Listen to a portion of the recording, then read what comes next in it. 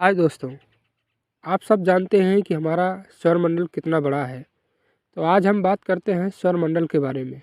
तो चलिए शुरू करते हैं आज का टॉपिक, जो कि हमारे सौरमंडल से जुड़ा हुआ है। खगोलविदों ने 700 प्रकाश वर्ष दूर शनि के आकार के ग्रह के वातावरण में कार्बन डाइऑक्साइड खोजी है। यह पहली बार है जब सौरमंडल से परे किसी ग्रह में गैस का स्पष्ट पता लगा है।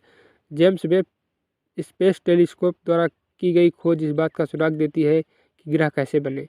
परिणाम यह भी दिखाते हैं कि वेब कितनी जल्दी मीथेन और अमोनिया जैसी अन्य गैसों की पहचान कर सकता है, जो ग्रह में जीवन के लिए रहने की क्षमता की ओर इशारा दे सकता है। कैम्ब्रिज विश्वविद्यालय के निक्कू मधुसूदन कहते हैं कि वेब एक्सोप्लैनेट वायुमंडलीय विज्ञान के इस नए युग की शुरुआत कर रहा है।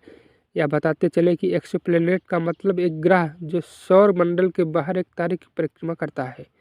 वेब टेलीस्कोप प्रकाश की अवरक्त तरंगदैर्घ्य के प्रति संवेदनशील है, जो ज़्यादातर पृथ्वी के वायुमंडल द्वारा अवरुद्ध है। इसने ब्रह्मांड के सबसे दूर के सितारे और आकाशगंगाओं को देखने की क्षमता के साथ खगोलविदों को पहले ही चकाचौंध कर दिया है। लेकिन आकाशगंगा में घर के बहुत करीब दुनिया का अध्ययन करने वाले शोधकर्ताओं के लिए अवरक्त संवेदनशीलता भी महत्वपूर्ण है। जब एक एक्सोप्लैनेट की कक्षा इसे अपने तारे के सामने ले जाती है, तो कुछ तारों का प्रकाश ग्रह के वायुमंडल से होकर गुजरता है और इसकी संरचना के उंगलियों के निशान होते हैं। वायुमंडलीय गैस प्रकाश की विशिष्ट तरंगदैर्घ्य को अवशोषित करती हैं, जो चमक के रूप में दिखाई देती हैं जब तारों की चमक एक स्पेक्ट्रम पर फैल जाती है। अधिकांश गैसों के लिए इंफ्रारेड तरंगदैर्घ्य में डूबी होती हैं। हबल स्पेस टेलीस्कोप और इसके इंफ्रारेड सिबलिंग स्पेक्ट्रर स्पेस टेलीस्कोप ने कुछ गर्म विशाल एक्सोप्लैनेट के आसपास जल वाष्प, मीथेन और कार्बन मोनोऑक्साइड का अधिक पता लगाया है। वेब ने नेपच्यून के आकार के छोटे ग्रहों और पृथ्वी के आकार के समान चट्टानी ग्रहों में कई और गैसें उजागर हो सकती हैं। हालांकि यह जीवन के अस्तित्व की पुष्टि करने में सक्षम होने की संभावना नहीं है। अपने पहले एक्सोप्लैनेट अवलोकनों के लिए खगोलविदों ने गर्भ विशाल WASP-39b को लक्षित किया है, जो 4 दिनों में बुध की तुलना में कक्षा में तारे की परिक्रमा करता है। पहला आंकड़ा 10 जुलाई को लिया गया और कुछ दिनों बाद टीम ने उन पर काम करना शुरू किया।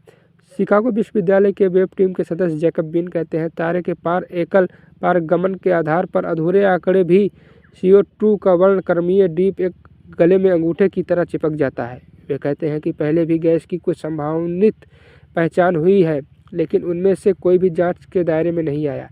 बिन कहते हैं, वेब का स्पेक्ट्रम सही आकार और सही स्थिति में था। CO2 अभी बाहर नहीं निकली। हबल और स्पिटिजर ने पहले WASP-39b के वातावरण में जल वाष्प, सोडियम और पोटेशियम पाया है। वेब ने अब CO2 के साथ एक और गैस जुड़ गई है, जिसका वर्णक्रमीय हस्ताक्षर शुरू में एक रहस्य था। बाद में अवलोकनों से पता चला है कि यह हुआ है, लेकिन बीन इसके बारे में तब तक कुछ नहीं कहेंगे जब तक परिणाम की समीक्षा न की जाए।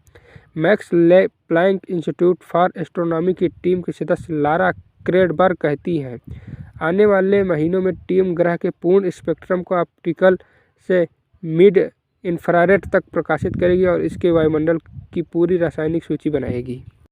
CO2 का पता लगाना महत्वपूर्ण है, क्योंकि यह ग्रह की धातु के लिए एक सुराख है। इसके बनावट में हीलियम से भरी तत्वों का अनुपात है। बिग बैंग में उत्पन्न हाइड्रोजन और हीलियम ब्रह्मांड में सभी दृश्य पदार्थों के लिए प्रारंभिक सामग्री है, लेकिन बाद में कुछ तारों को भी भारी बना दिया था।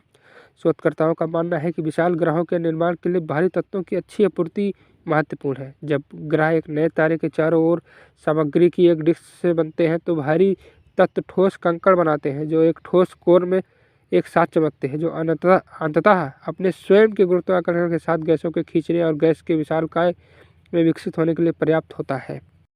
WASP-90b के CO2 सिग्नल से टीम का अनुमान है कि ग्रह की भौतिकता लगभग शनि से मेल खाती है। मजे की बात यह है कि WASP-39b का द्रव्यमान शनि के समान ही है। बीन कहते हैं, कुछ ग्रह समानताएं साझा करते हैं, भले ही उनकी अलग अलग कक्षाएं हों। क्या हम इन दोनों वस्तुओं के लिए एक समान कहानी खोज सकते हैं? मधुसूदन कहते हैं कि वेब के साथ महत्वपूर्ण रसायन अपवाद के बजाय आदर्श होंगे। वह पूर्वानुमान लगाते हैं कि जब वेब पृथ्वी के आकार के करीब ठंडे ग्रहों का अध्ययन करना शुरू करेगा, तो वास्तविक आश्चर्य होंगे। शायद कुछ गैसें जो यह संकेत दे सकती हैं कि ग्रह जीवन के लिए उत्तरदायी है या नहीं। अगर आपको मेरा वीडियो पसंद आ रहा है तो प्लीज़ मेरे वीडियो को लाइक करें, चैनल को सब्सक्राइब करें और ज़्यादा से ज़्यादा शेयर करें। तो मिलते हैं अपने नेक्स्ट वीडियो में, तब तक के लिए जय हिंद, जय भारत।